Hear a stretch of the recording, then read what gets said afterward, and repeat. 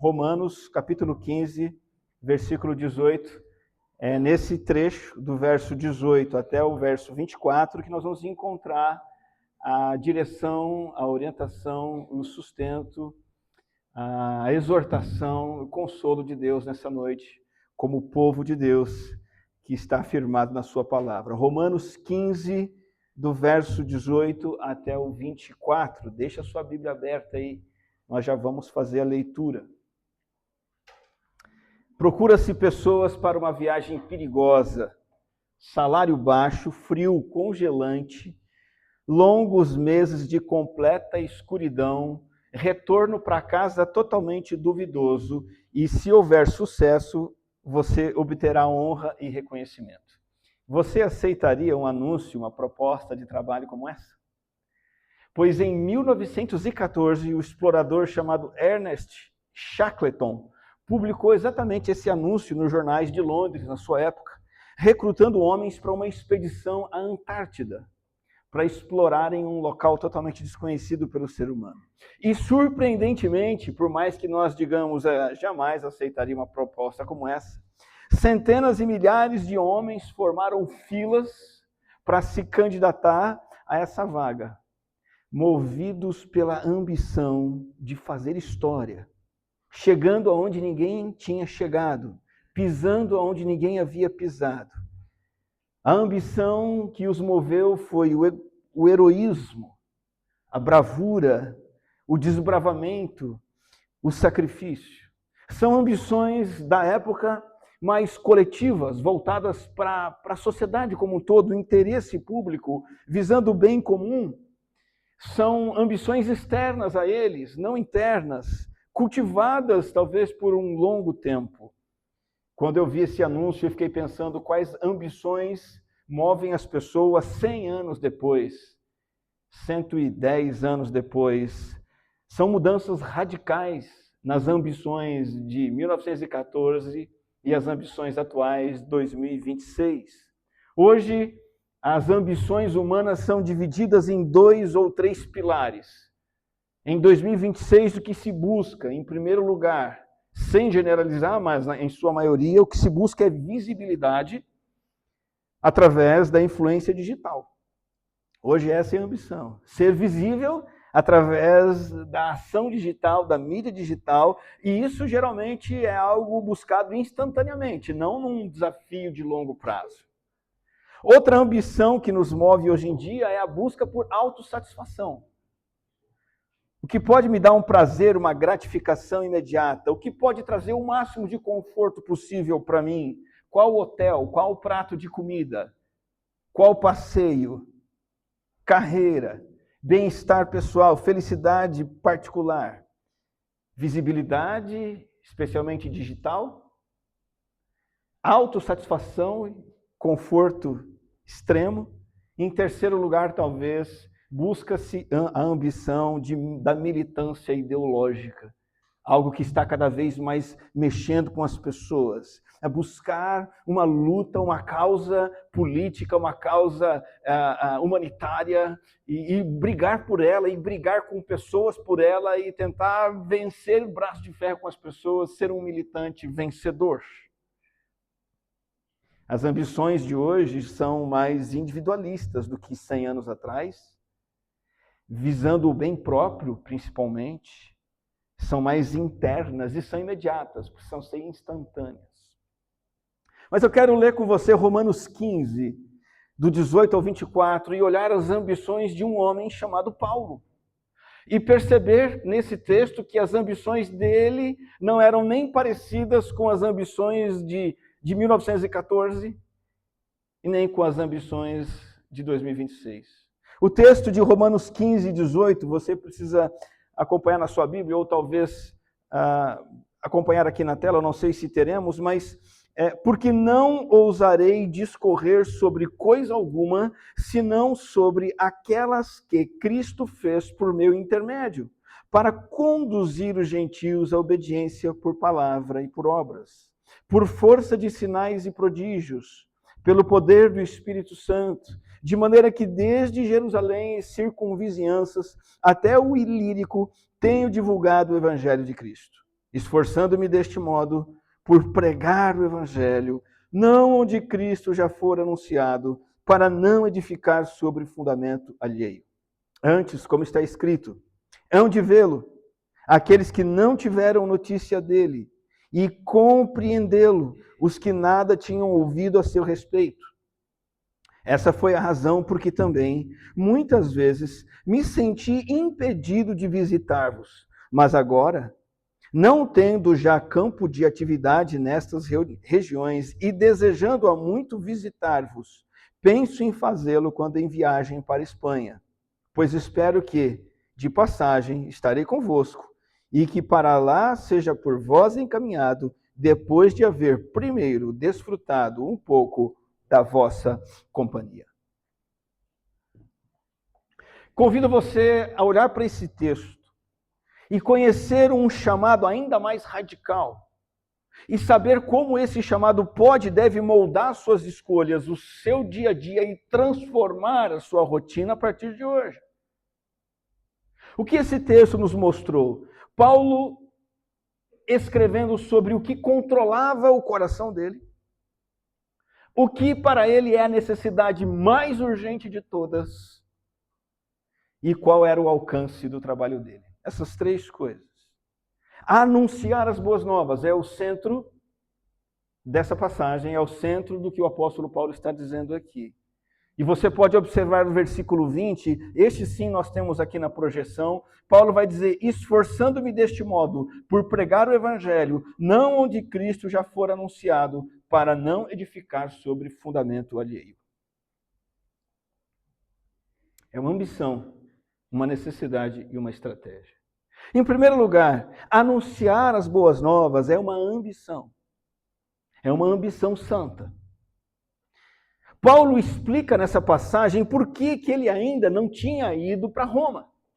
É uma prática muito comum. Quando você não vai a um compromisso, algo que você deseja e você não pode ir, você explica para a pessoa por que é que você não foi para aquele compromisso.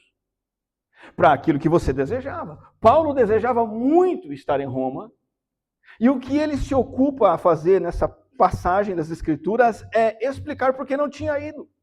Porque um forte desejo controlava. Veja de novo o verso 19. O que controlava o apóstolo Paulo? Ele diz assim, desde Jerusalém e circunvizinhanças até o Ilírico tenho divulgado o evangelho de Cristo.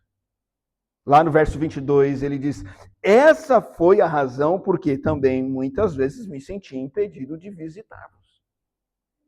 Está entendendo? Essa era a ambição de Paulo. Essa era a santa ambição de Paulo que impediu que ele fosse tomar um café caprichado lá com os membros da igreja de Roma. E não somente um café, mas passar dias e semanas engordando um pouco, comendo na casa de uma família, depois de outra, recuperando-se fisicamente para que em breve ele fosse então para a Espanha continuar a obra. Vamos dar uma olhadinha num mapa? Não quero dar uma aula de geografia, eu não sou professor de geografia. Recentemente vimos um mapa sobre a ação evangelística de Atos. Eu quero mostrar um mapa, talvez esteja bem pequeno para você, apresentando a ação evangelística de Paulo e o que ele quer dizer com de Jerusalém até o Ilírico. O apóstolo Paulo, quando fala de Jerusalém, ele fala desse lugarzinho aqui embaixo no mapa. E ele se ocupa em pregar o evangelho subindo para a região da Síria, passando por toda a Ásia, chamada Ásia Menor, e Jerusalém, indo para cima, Sicília. Ali nós temos cidades que aparecem na Bíblia, como Filadélfia, Éfeso, a região da Galácia. Eu estou anunciando o evangelho em todas essas regiões, até uma parte, e o Ilírico é a parte aqui em cima do meu dedo, onde está escrito Macedônia, Ilíricos, lá no alto, está vendo o verdinho? Quem consegue enxergar, diz amém, glória a Deus, aleluia. Ilírico lá em cima, já a um mar de distância da Itália, onde estava Roma. Região do Ilírico ficava ali. É isso que o apóstolo Paulo está dizendo para a igreja em Roma. Eu estive ocupado em toda essa vasta região. Agora veja o versículo 20 novamente. Esforçando-me deste modo por pregar o evangelho, não onde Cristo já for anunciado, para não edificar sobre o fundamento alheio. Versículo 20. Esforçando-me deste modo por pregar o evangelho, não onde Cristo já fora anunciado. Algo que controlava Paulo. E ele não se desviava dessa missão até cumpri-lo. A palavra que ele usa, esforçar-se, não é só a palavra em português que tem o sentido de fazer força, mas tem por trás a ideia de ambicionar. É um esforço ardente por fazer algo acontecer. Imagino que é um pouco do que tem movido o Júlio e toda a equipe do Ministério de Louvor a fazer o que estão fazendo com excelência cada vez melhor, como vimos na exposição desse ministério no vídeo de hoje. Não é simples, não é fácil, requer esforço semanal, trabalho, ensaios, atritos, acertos de atritos, fazer o que dá para fazer com o que tem à disposição, aprender a mexer no equipamento, aprender como um equipamento de som funciona. Às vezes você leva 2, 3 horas para descobrir que você não sabe como ele funciona, e você precisa de mais 10 horas. O Luquinha está dizendo amém lá atrás. E eu quero pegar o gancho do vídeo, e o Júlio não fez, mas você pode servir nesse ministério, desde que esteja disposto a esforçar-se por ele. A ideia de esforço é isso, essa dedicação para que algo aconteça, para que você veja algo acontecendo. Então, de novo, Paulo queria comunhão em Roma, mas a evangelização dos não alcançados em todo aquele mapa era algo que ele desejava ainda mais. E só depois que ele cumpriu a tarefa, então nós vemos no versículo 23, ele diz algo interessante. Mas agora, não tendo já campo de atividade nessas regiões.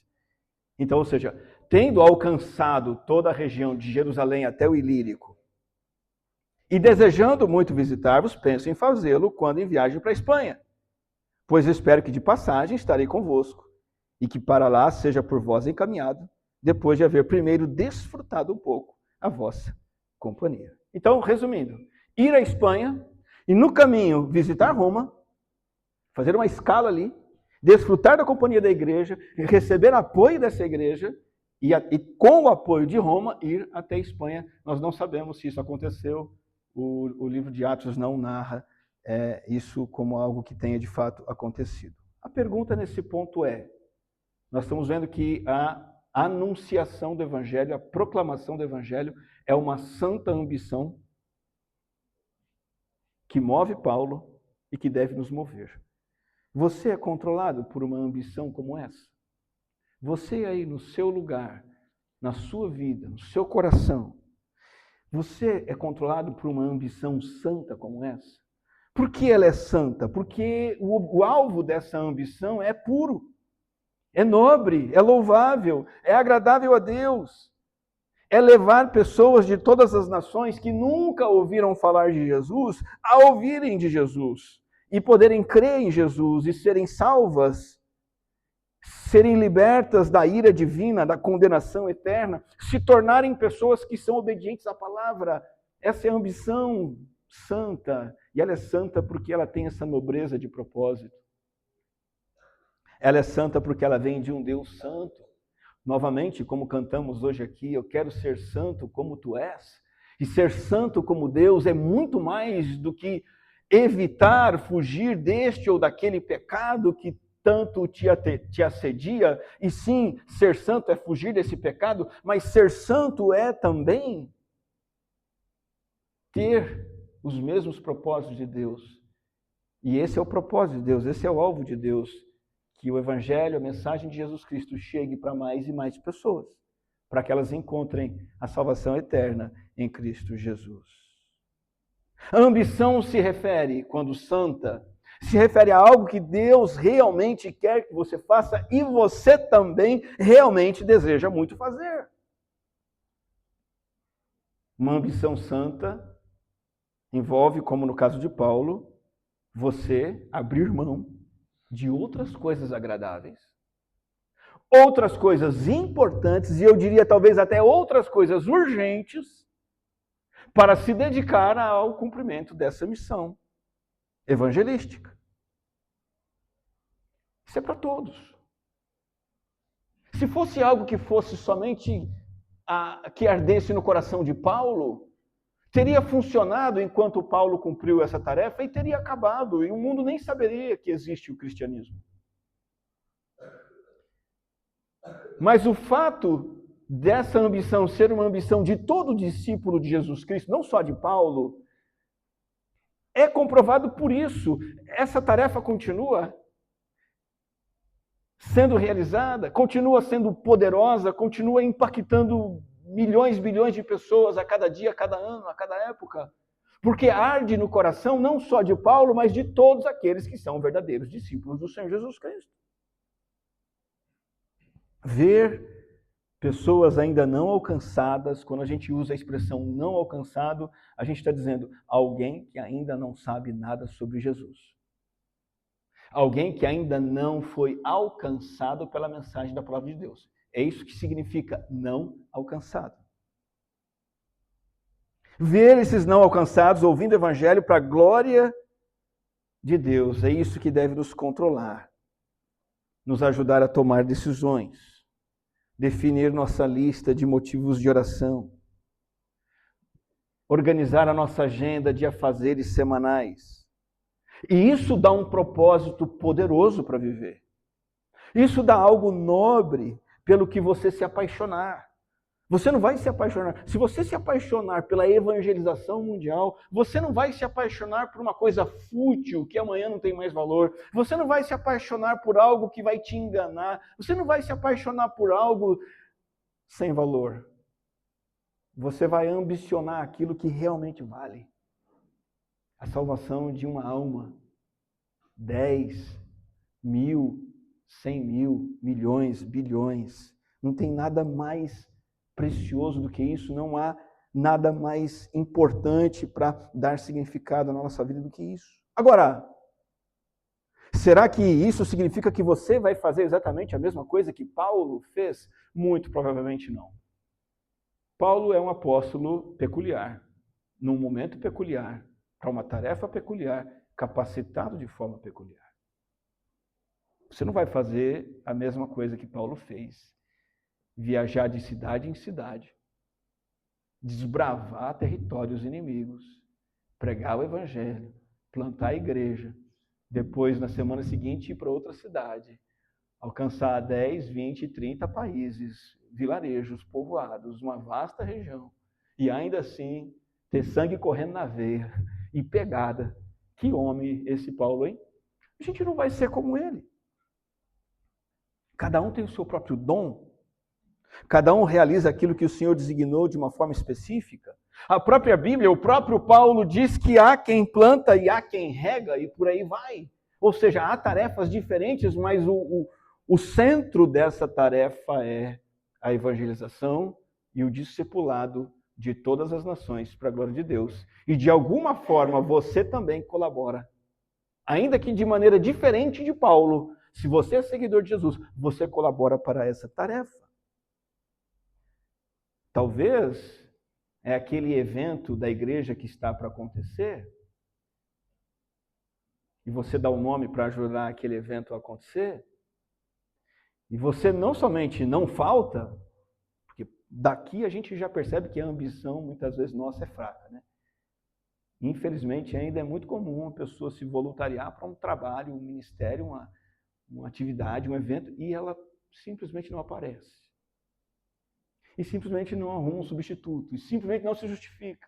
Mas se essa ambição me move, então eu vou trabalhar com esse... E não somente não vou faltar, como eu vou fazer o melhor, porque eu sei que nesse trabalho o nome de Cristo será glorificado, pessoas serão alcançadas. Talvez para você signifique recepcionar de forma ativa pessoas novas na igreja. Você sabe, uma pessoa nova na igreja, ela se sente desconfortável. A primeira coisa que ela está desejando ao chegar na igreja, por mais que ela tenha vindo à igreja, é bem provável que a primeira coisa que ela esteja desejando é ir embora o mais rápido possível. A não ser que alguém muito carinhoso, como você, muito simpático, atencioso, como você, né? Alguém que não é um bicho do mato, como você, que não é um bicho do mato, eu sei que você não é, que gosta de ficar fechado no seu mundinho, você não é assim.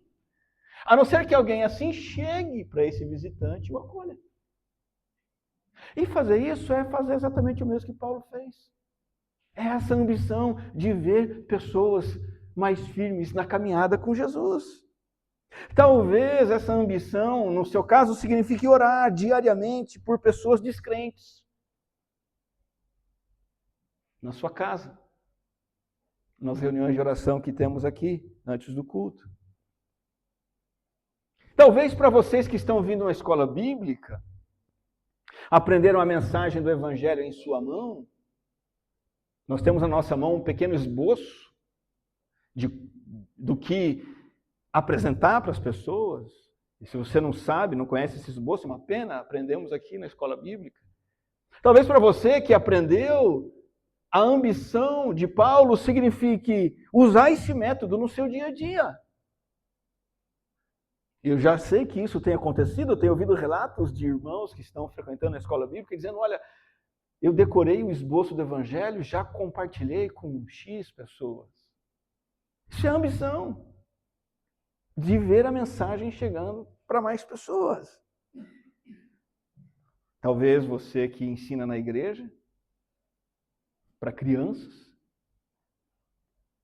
essa ambição evangelística seja preparar as lições das crianças, dos juniores, com excelência, e ensinar com melhor capacidade, melhor carinho, melhor dedicação que você tiver. Talvez se você ainda não faz isso, essa seja uma oportunidade de você fazer, se voluntariar para o ministério infanto-juvenil e ter a honra de ser alguém que ensina a Bíblia para crianças na igreja. Talvez seja simplesmente você convidar alguém para vir com você ao culto, seu familiar, seu vizinho, o seu amigo, e fazer isso como estilo de vida, continuamente, frequentemente, nas abordagens do dia a dia, ter como hábito convidar as pessoas a vir ao culto.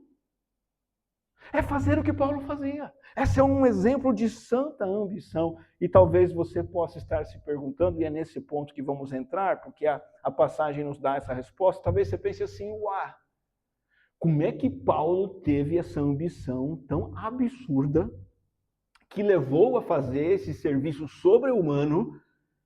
De onde vem essa santa ambição para que eu também seja impregnado por ela, movido por ela? Nós lemos a passagem das Escrituras muitas vezes de forma superficial, não pegamos os detalhes, mas eles estão ali, estão escancarados. Então, acompanhe o versículo 21, quando Paulo diz por que é que ele quer anunciar Cristo. Versículo 21, Paulo diz assim, antes, como está escrito. Hão de vê-lo aqueles que não tiveram notícia dele, e compreendê-lo os que nada tinham ouvido a seu respeito. Da onde veio a ambição de Paulo? Paulo teve um encontro com Cristo. Esse encontro com Cristo o converteu das trevas para a luz de Deus. E a partir daí, Paulo passou a ser um homem formado pelas Escrituras, informado pelas Escrituras, revestido pelas Escrituras e controlado pelas Escrituras. Paulo encontrou nas Escrituras uma profecia, que é a profecia de Isaías, e por isso ele diz assim, como está escrito, ou seja, por que eu estou fazendo esse trabalho? Porque é isso que está escrito na Bíblia. E a Bíblia me controla. E a Bíblia diz que Deus quer alcançar todos os povos. Então é isso que eu vou fazer. Da onde vem essa santa ambição? De corações de pessoas como você e eu que são impregnados pelas Escrituras.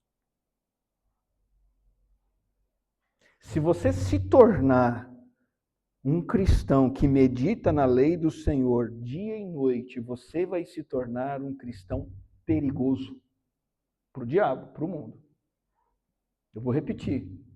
Se você se tornar um cristão que medita na lei do Senhor dia e noite, esse é o mandamento que todos nós recebemos em Salmo de número 1. Ao fazer isso, profundamente, pacientemente, continuamente, o Senhor vai fazer com que as verdades da Bíblia queimem no seu coração e as verdades da Bíblia se tornarão ambições suas.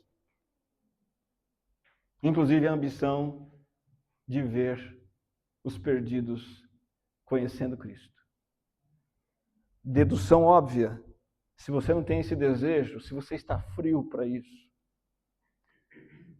se você não tem uma inquietação por isso, choro pela salvação dos perdidos, se você não tem vontade de evangelizar ninguém,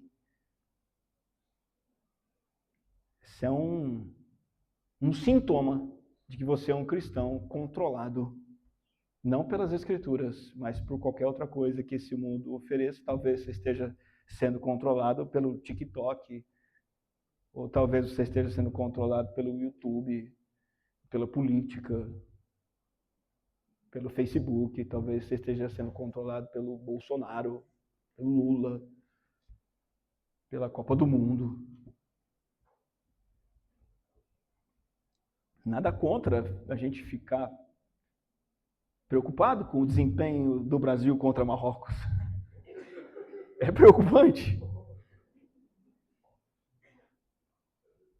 Mas se é nisso que está o meu coração, nos meus negócios, nas minhas vendas, então eu não vou desejar a salvação das pessoas. Eu vou desejar que elas se virem. Impregne a sua mente, o seu coração com as coisas de Deus que estão na Bíblia. Essa ambição vai surgir em você. Amém? Essa ambição é santa. E essa tarefa de evangelizar, além de ser uma ambição santa, em segundo lugar, ela é uma necessidade urgente. É para ontem. Volto para o versículo 20, esforçando-me deste modo por pregar o evangelho, não onde Cristo já for anunciado. Qual é a necessidade urgente? Pessoas estão condenadas pelos seus pecados. Elas precisam ouvir a mensagem para serem salvas. Muita gente vive em função de ambições que só decepcionam no final. A ambição que Deus coloca no nosso coração por meio da palavra é uma ambição satisfatória, não é voltada para nós. Toda ambição cristã é nobre, ela é voltada para o outro, para pregar o evangelho para quem nunca ouviu falar de Cristo. Veja, essa urgente necessidade aparece em Romanos capítulo 1, nessa mesma carta. Você pode acompanhar alguns versículos comigo. Da onde vem essa urgente necessidade de pregar o evangelho? Vem do que é verdadeiro em Romanos 1:18. Veja aí na tela, Romanos capítulo 1, verso 18, diz, olha, a ira de Deus se revela do céu contra toda a impiedade e perversão dos homens que detêm a verdade pela injustiça. Eu não vejo coisa mais urgente do que isso. Muita gente acha que vai ser uma tragédia para o Brasil se o bolsonarismo voltar ao poder. Muita gente acha que vai ser uma tragédia para o Brasil se o Lula continuar no poder. Muita gente acha que vai ser uma tragédia para o Brasil se o Neymar não jogar o próximo jogo. Mas eu não vejo tragédia maior do que essa de Romanos capítulo 18. Esse texto está me dizendo que a ira de Deus se revela do céu contra o pecado. O ser humano é culpado por deter a verdade pela injustiça, trocar a verdade pela injustiça. O verso 20 detalha um pouco mais isso, dizendo: porque os atributos invisíveis de Deus, assim o seu eterno poder, como também a sua própria divindade, claramente se reconhecem desde o princípio do mundo, sendo percebidos por meio das coisas que foram criadas, tais homens são, por isso, indesculpáveis. Isso é urgente. Todo ser humano tem a revelação de Deus, chamada revelação natural. Ele percebe Deus, seus atributos, a sua realidade, o seu poder. Ele percebe que há um ser divino de forma clara e é indesculpável, porque troca a crença, a submissão a esse Deus real por mentiras, por autossatisfação, por idolatria. Versículo 21, porquanto, tendo conhecimento de Deus, não o glorificaram como Deus. Isso é urgente.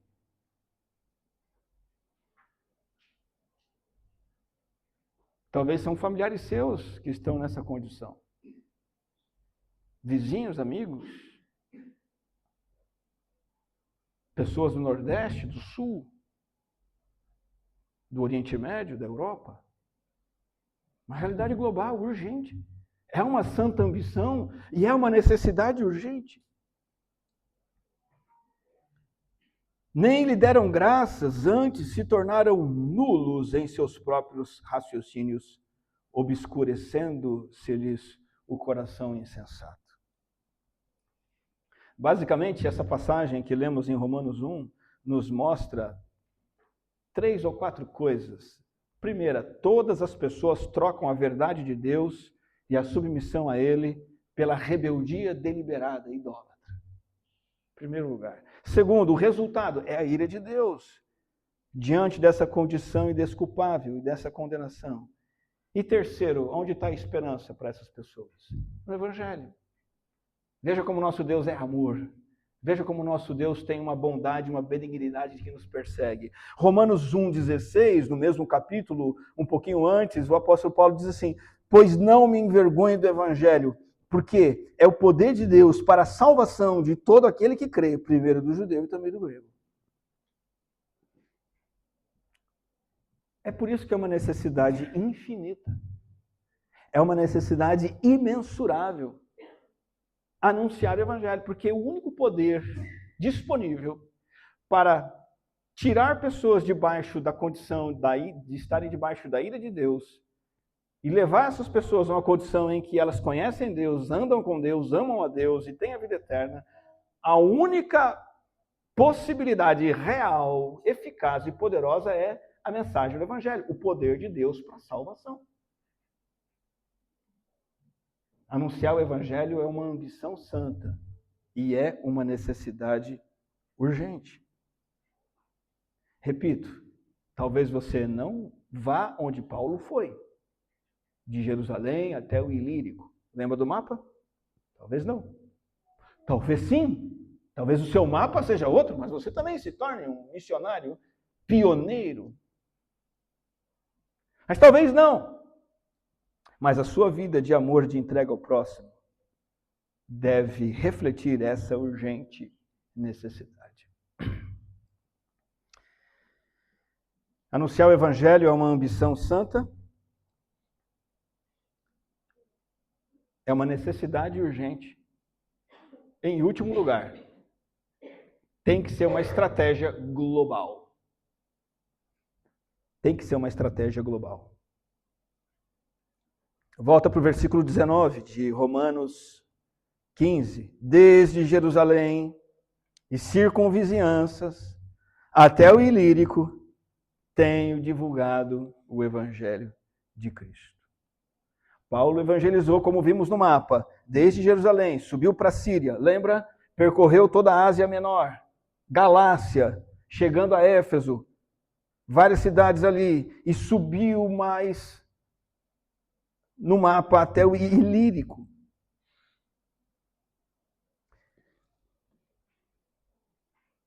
É um trabalho global, não é local. Não é só aqui para minha Jerusalém, para o meu arraial, para minha cidadezinha, para os meus familiares. Só que ele diz uma coisa interessante. Também passamos por esse versículo e não percebemos. Se você percebeu, ótimo. Se não percebeu, vai perceber agora. Verso 23, Paulo diz assim: agora não tendo já campo de atividade nessas regiões. Ele está dizendo o seguinte, olha, não tenho mais nada para fazer nesses lugares. Será que Paulo evangelizou todo mundo? Não deixou ninguém sem ser evangelizado? Muito provavelmente, asseguradamente, não. Como é que Paulo diz que não tem mais nada para fazer nessas regiões se ele não evangelizou todo mundo? Ele era um missionário, e aqui está a resposta, e aqui nós temos uma chave de entendimento de missões crucial para a saúde da igreja, para a gente absorver e vivenciar isso. Paulo era o tipo de missionário pioneiro, vamos chamar de missionário de fronteira, que vai para o front. Esse é o chamado, desde o início, é a missão, é a paixão. Ele tinha que ir e era apaixonado por evangelizar onde não havia igreja evangelizando.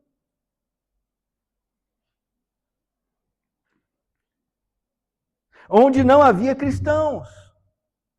Onde o nome de Jesus não era conhecido, cabia a ele essa tarefa de ir a esses lugares. Mas, uma vez que ele estivesse em Jerusalém, por exemplo, e visse que ali já havia um grupo de cristãos saudáveis congregando, ele disse, aqui eu não preciso trabalhar mais. Não porque não tem ninguém para ser evangelizado, mas porque essas pessoas vão evangelizar o que resta. Então você tem o evangelismo pioneiro e você tem o evangelismo local. O missionário pioneiro, ele vai para outras culturas.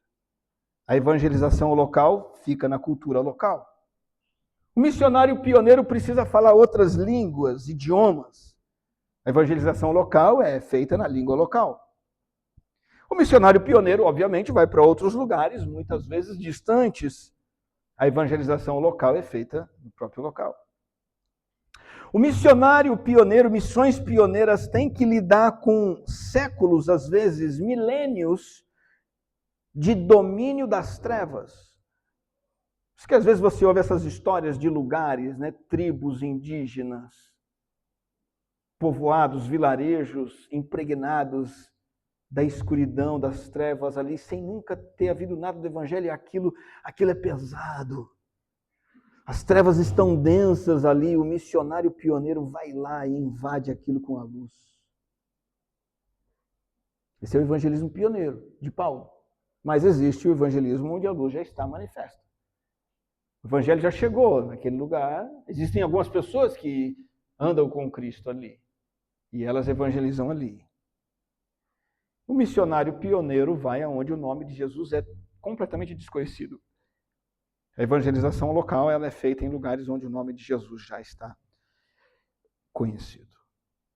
Deus chama pessoas ainda hoje para a evangelização pioneira. Estejamos abertos para isso acontecer no nosso meio. Os nossos jovens, talvez as nossas crianças. Você que tem filho pequeno, já pensou na possibilidade de que esse filho não é teu? É de Deus. E de um jeito ou de outro, ele é de Deus. E os seus sonhos para o seu filho não podem se sobrepor aos sonhos de Deus. E mesmo que Deus não chame seu filho para pregar o evangelho num país distante, ainda assim, ele é de Deus e ele deve viver para Deus aqui.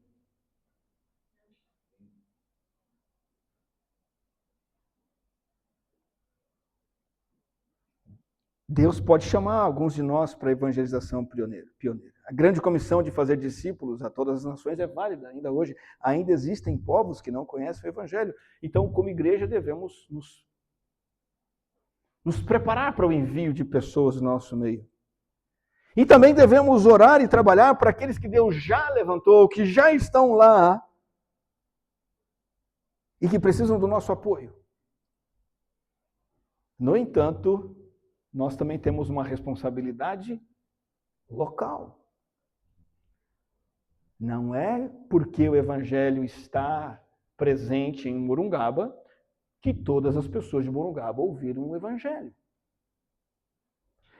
Não é porque existem muitas igrejas evangélicas em Morungaba que o evangelho é conhecido por causa dessas igrejas.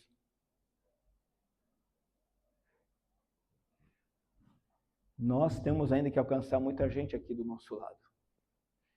E essa é uma tarefa urgente,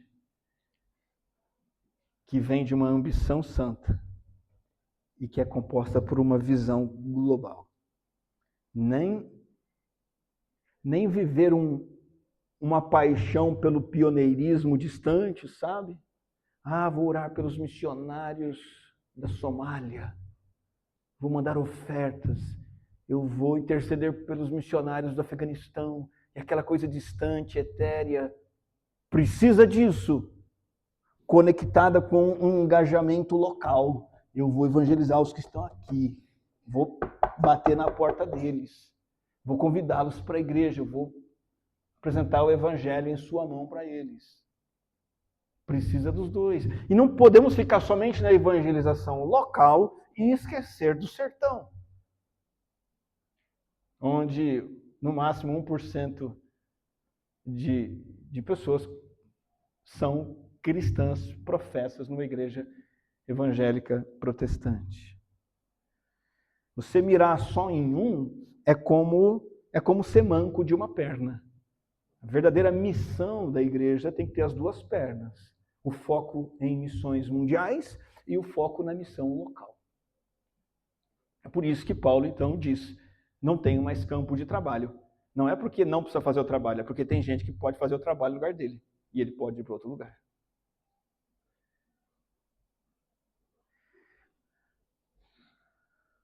Alguns de vocês, poucos, conhecem o irmão que nem missionário formalmente era, né? O irmão que trouxe, entre os que trouxeram o evangelho para Morungaba, um deles é o nosso querido irmão Luiz Riscado. Ele esteve aqui há décadas atrás, evangelizou alguns de vocês e foi embora. Talvez você não possa fazer o que ele fez, desbravar uma outra cidade e levar o evangelho numa cidade que ainda não tenha, mas é certo que você e eu podemos e devemos continuar a fazer aqui o que ele fez. Ele não precisa mais fazer, porque ele já fez. Hoje ele está lá em Valinhos ou Vinhedo, não sei, em algum lugar, congregando, fazendo a obra de Deus ali. Mas o que ele fez aqui pode e deve ser reproduzido por nós aqui. Evangelização local. Eu quero concluir com o versículo 20, como ideia central desse sermão. Gostaria de lê-lo novamente. Diz, esforçando-me deste modo por pregar o evangelho, não onde Cristo já foi anunciado. Vamos ler juntos esse versículo como o nosso lema nessa noite, como o nosso aprendizado dessa noite. Leia comigo o verso 20, vamos lá? Esforçando-me deste modo por pregar o evangelho, não onde Cristo já foi anunciado. Nesse pequeno versículo estão essas três coisas. O esforço de uma paixão santa, por uma necessidade urgente de pregar o evangelho, com uma estratégia que é global, a quem ainda não ouviu. Que as palavras de Romanos 15, 20 possam arder em nossos corações. Em 1914, milhares de homens foram movidos pela ambição de ir para a Antártida fazer história. Em 2026, milhares de pessoas são movidas pela ambição da visibilidade digital, do consumo do prazer imediato, da militância ideológica, mas nenhuma dessas duas ambições nos movem.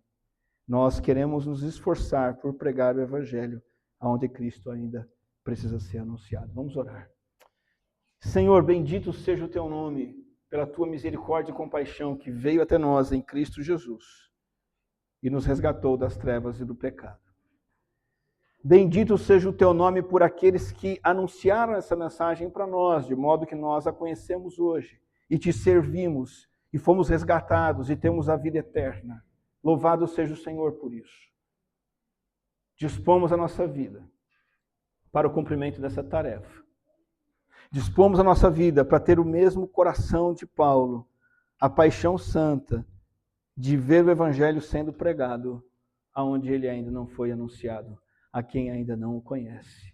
Incendeia a tua igreja, Deus, com esse propósito, com essa tarefa e com essa comissão santa.